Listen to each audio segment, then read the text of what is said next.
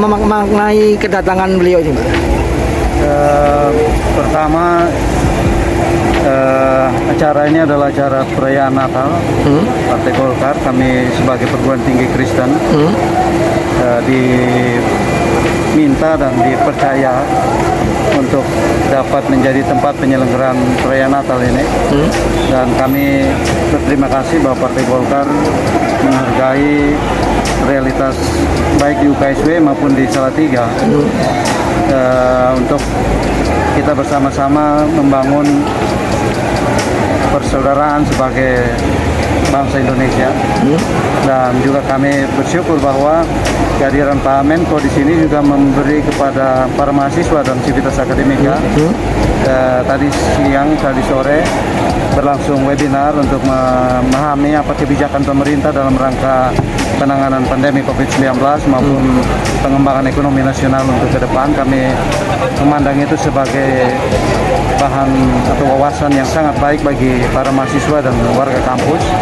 Dan karena itu kami bersyukur, berterima kasih bahwa Pak Menko dan para menteri dan juga jajaran Partai Golkar bisa hadir di kampus UKSW ini.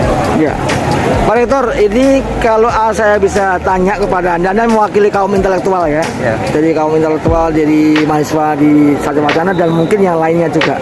Sampai sejauh ini Anda puas nggak dengan apa yang dikerjakan oleh Menko Perekonomian Erlangga Hartarto dengan juga Menteri Perindustrian, kemudian juga Menpora, lalu juga Wamen Jerry Sambuaga yang kader Golkar?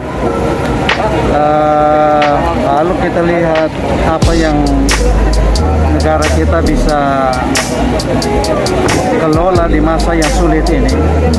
Tentu saja kami melihat bahwa ini kerjasama seluruh komponen pemerintahan, baik dari pusat maupun sampai di daerah-daerah. Demikian juga berbagai elemen masyarakat yang lain. Kami tentu sangat menghargai apa yang pemerintah sudah lakukan untuk bisa mengendalikan masa sulit ini, membuat perekonomian Indonesia tetap bisa tumbuh di masa yang sulit dan ada perencanaan untuk bertumbuh lebih lanjut.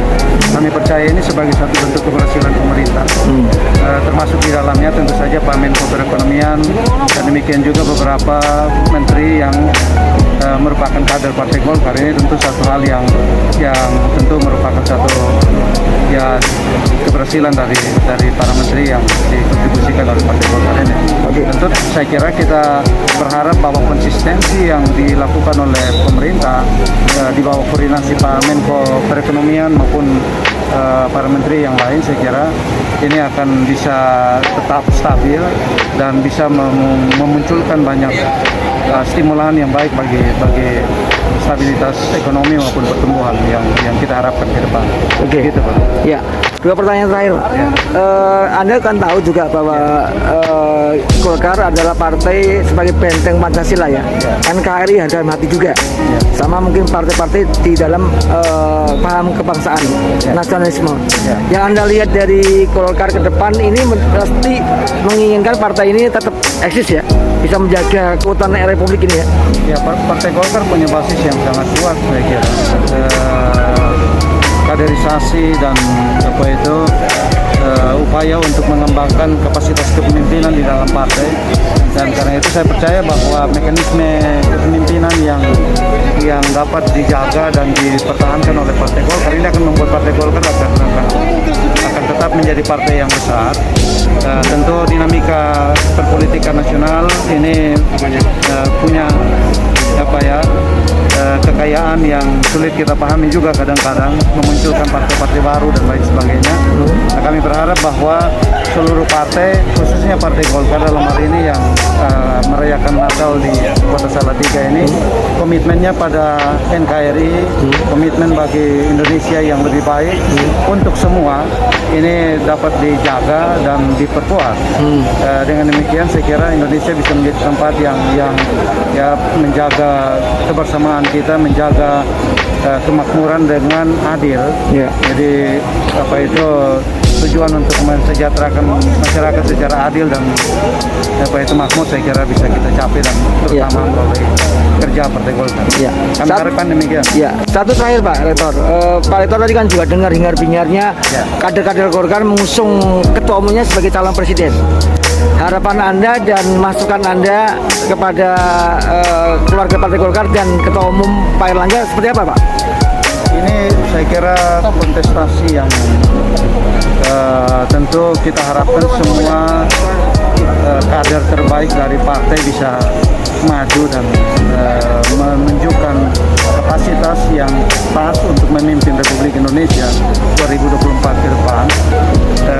Kami berharap bahwa tadi komitmen Partai Golkar untuk mengusung Pak Erlangga sebagai calon presiden ini tentu merupakan langkah yang sangat baik untuk menstimulasi demokrasi Indonesia. Dan ya Partai Golkar punya mesin politik yang cukup besar ya, sangat kuat. Karena itu punya chance yang cukup besar. Kami berharap bahwa kontestasi ini kita lewati dengan sehat, dengan sesuatu yang dapat membuat generasi muda khususnya bangga pada partai-partai politik yang dapat berkontestasi dengan sehat tadi.